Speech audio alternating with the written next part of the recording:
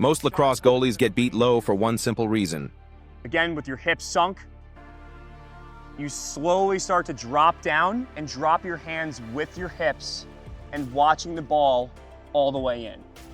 Notice how I'm not just going like that and reaching, because if you do that, you're not going to be centered, you're not going to be athletic. You need to be fully behind the ball, fully committed to the ball. Same thing on this side. Shot comes down, I'm sinking with my hips, bringing my hands with me and trying to catch it clean. If the shot comes 5-hole between the legs, it's a bit more difficult because you don't have one of your legs there that you can kind of help guide you. So what I usually do is some variation of the following. I bring one of my legs in case I don't get there in time or accurately with my stick. I have one of my knees and my legs there to bail me out in case I miss it with my stick. So I go down like this, and now think about it.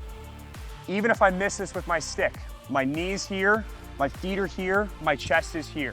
So in case it takes a weird bounce, if you're somebody who plays on grass or mud or it's raining out and it takes a weird hop, well, now you don't just have your stick down there, you have your entire body to bail you out in case you miss it with your stick. Everything is covered.